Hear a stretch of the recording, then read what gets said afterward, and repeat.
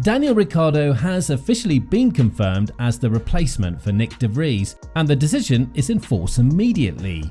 Red Bull has done it again. They've shown that they have absolutely no trust in their rookie drivers, as de Vries has witnessed one of the shortest F1 careers in the history of the sport, 10 races only.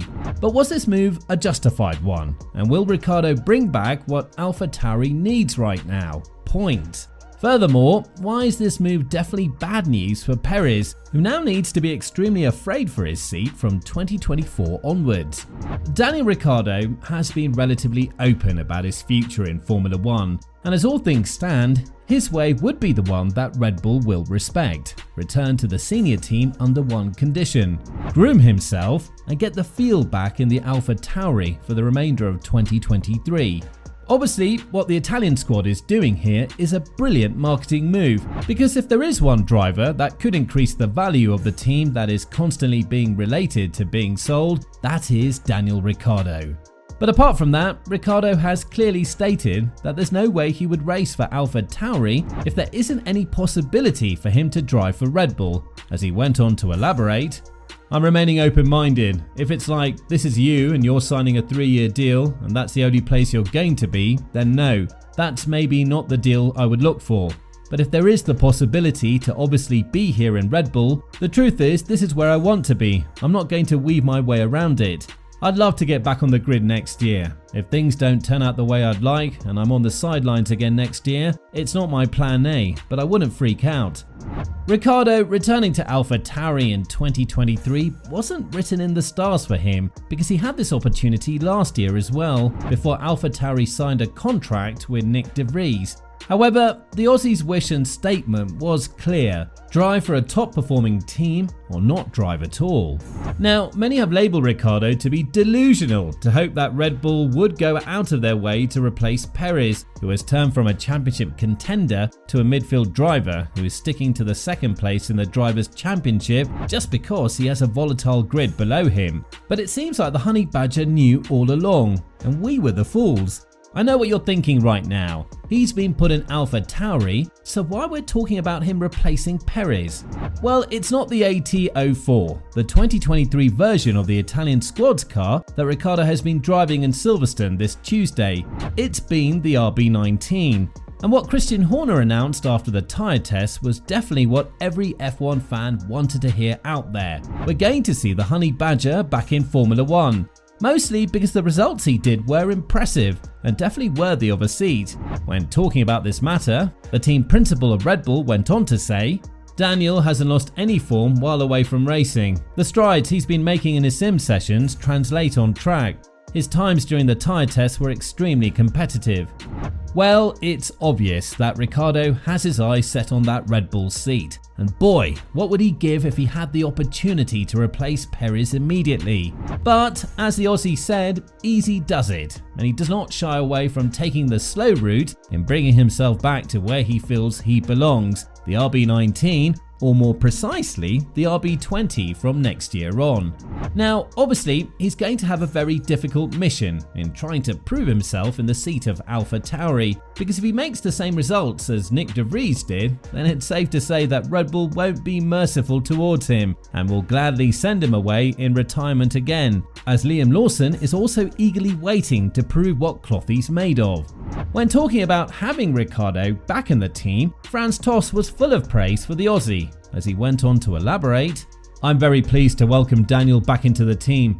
There's no doubt about his driving skills, and he already knows many of us, so his integration will be easy and straightforward. The team will also profit a lot from his experience, as he's an 8-time Formula 1 GP winner. I would like to thank Nyck for his valuable contribution during his time with Scuderia AlphaTauri, and I wish him all the best for the future."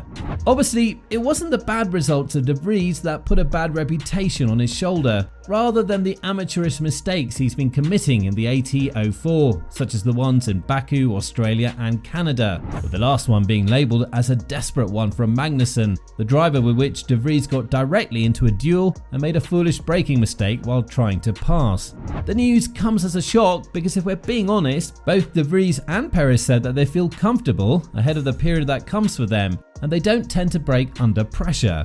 But what they seem to have forgotten is that they drive for one of the most merciless teams on the grid, and considering the fact that Verstappen already has bad blood with Perez and Ricciardo signed the contract with AlphaTauri, this could mean only one thing: Perez is the next driver we need to pay close attention to.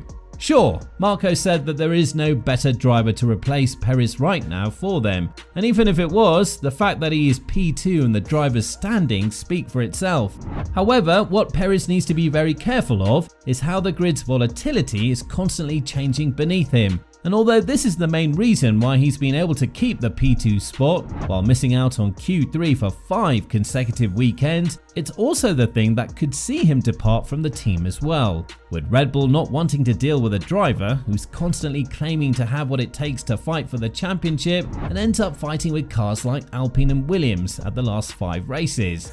There is one thing that differs Ricciardo and Perez heavily right now, and that's the motivation to drive in a Red Bull. Both of these drivers are in a different position in their careers. Ricciardo wants to make a comeback and fight for podiums, while Perez has been constantly humiliated and humbled by Verstappen's generational talent and merciless driving weekend after weekend. So, it's safe to say that Perez is greatly demotivated to continue his collaboration with Red Bull, although they're the best bet he has right now, and Ricciardo would kill to have that seat in the foreseeable future. Furthermore, Ricciardo would be on a mission to bring back the value of AlphaTauri to a similar level as Albon is doing in Williams, score points constantly. Given the fact that Tsunoda has raised his competitiveness and brought the car multiple times to P11 and is on the brink of scoring points. And while we'd be more than happy for De Vries to make a return in F1, the fact that he was the only driver alongside the other rookie, Logan Sargent, to not have scored points in F1 in the first 10 races speaks volumes about how the driver was welcomed in one of the harshest environments in F1, Red Bull. Now, it's obvious that Red Bull is not going to pay a lot of attention to Perez's development because they already know on what ground they stand with the Mexican driver. They have a contract with him until 2024, and out of respect, they might let him race in the upcoming campaign as well. But from moving Ricciardo from a reserve driver to a starting driver in AlphaTauri, Red Bull certainly means business, and the sole fact that Ricciardo wouldn't have accepted this had he not been promised the role in Red Bull goes to show that the Austrian team might already be ready to say their goodbyes to the Mexican driver.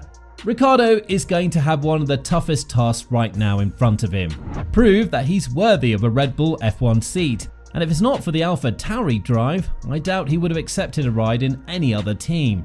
But this isn't going to be an easy mission for Ricciardo, because we've seen that the AT04 has been undoubtedly the worst car on the grid, and with just 2 points to their Kondo scored by Yuki Tsunoda, the remainder of the season, which consists of 12 races, are going to be hell for both Ricciardo and Perez. So, do you think that Red Bull made the right choice by replacing De Vries with Ricciardo? Let us know in the comments down below.